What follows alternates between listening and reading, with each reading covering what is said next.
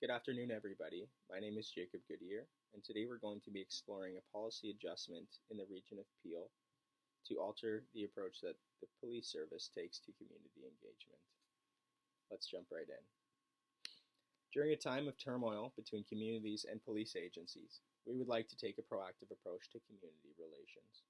Our goal is to amend the current policy surrounding community engagement and implement a sustainable community policing program in the region of Peel. The program will seek to develop, build, and maintain relations between the Peel Regional Police and members of the community. To quote one of our founding fathers of policing, "The public are the police, and the police are the public." This quote simply captures the essence of our proposal in the region of Peel. Changes to the policy around community engagement will be the responsibility of the Peel Regional Police. They will be responsible for implementing, mandating, and monitoring the initiative. The service is primed for a community policing program as they are the second largest municipal police service in the province and the third largest in the country, behind police forces in Toronto and Montreal. The service currently employs 2,100 uniformed officers and approximately 900 support staff, from dispatch operators to fitness coaches and project managers. In comparison, the Toronto Police Service has approximately 5,200 uniformed officers. Their Neighborhood Community Officer program currently employs approximately 100 community officers.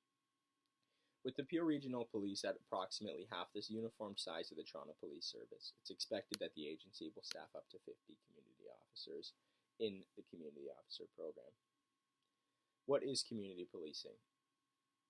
Initiatives similar to this proposal would concentrate police resources into the same communities each day.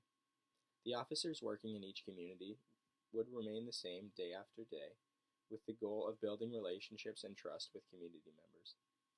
Overall, community policing increases trust between the agency and the community. It provides the service with valuable insight into community issues and mobilizes the community in a collaborative effort to combat crime.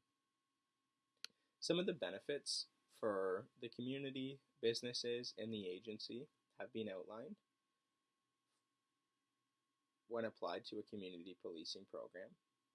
So businesses have the opportunity to work with officers on crime prevention techniques for their location. Storefront locations have a greater sense of public safety and reliability in the police force. And officers working with these businesses are trained to deliver solution-focused responses to business issues, such as vandalism and theft. The community benefits because there exists an increased sense of trust between community members, youth, and the police force. Increased feelings of public safety, reliability, and approachability of police officers. Lowering crime rates due to officer visibility in the community. As well, officers are trained in delivering solution-focused responses to meet community needs, addressing problems such as speeding, break and enter. The agency benefits because officers provide a pipeline to information by being embedded into the communities. They develop knowledge of specific community dynamics, including gang activity, friend groups, resident locations, crime hotspots, community stakeholders, and values. They also gain insight into community-specific issues such as speeding, vandalism, drug activity, and more. We're going to explore the resources required for success in this program.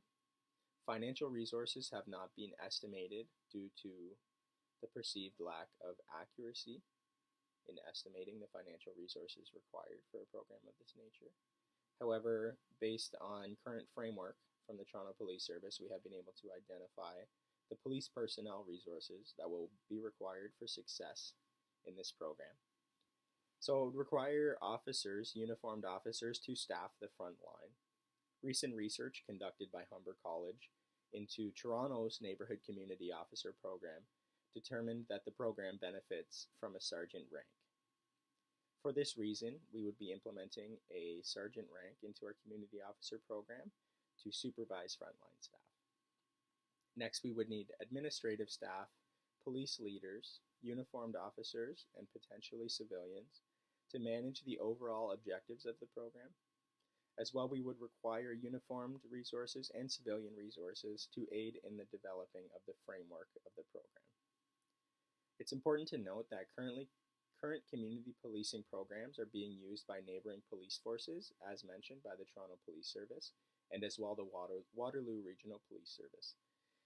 These programs can be used as framework for the implementation in Peel Region.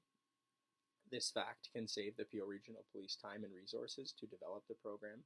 Stakeholders will have to tailor the program's delivery to meet the needs of Peel Region. However, the framework for the rank structure, scheduling, and mandates are available for use.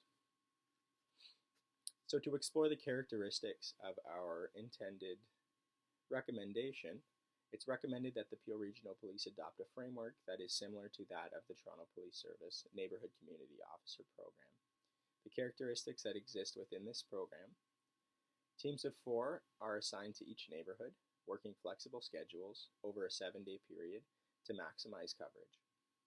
Officers are required to be senior uniformed members of the force, and desired skills include problem solving, cultural competency, and communication.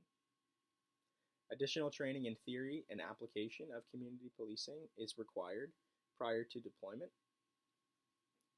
Flexibility for approved uniforms for community officers to increase approachability from community members.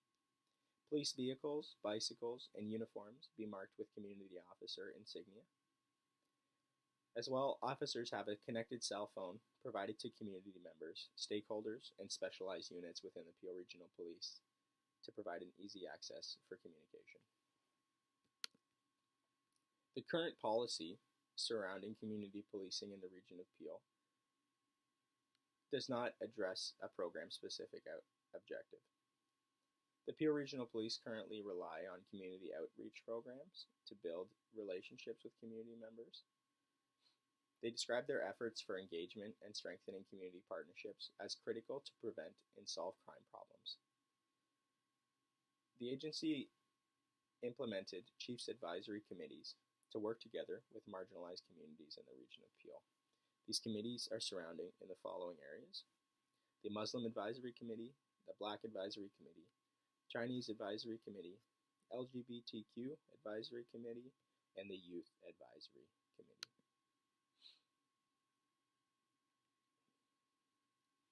Some of the potential drawbacks or hindrances of our recommendation. While we do believe that the program is likely to succeed in the region of Peel, based on multiple factors presented earlier, it's important to acknowledge potential adversity in its implementation. Research has determined that stakeholders must be aware of the following. Communities within the region of Peel are geographically more fragmented than communities in Toronto. It may not be as effective in the region of Peel versus the City of Toronto due to this reason. As well, success with a community policing is often difficult to display visually because its intended objectives are subjective in nature. This may cause issues down the line when stakeholders are required to justify continued resources to the program. The benefits outlined earlier require longevity to achieve. It's important to acknowledge that they will not be achieved overnight, such as developing knowledge of community dynamics and access to information. Thank you. We're hoping that our policy is successful at being implemented in the Peel region.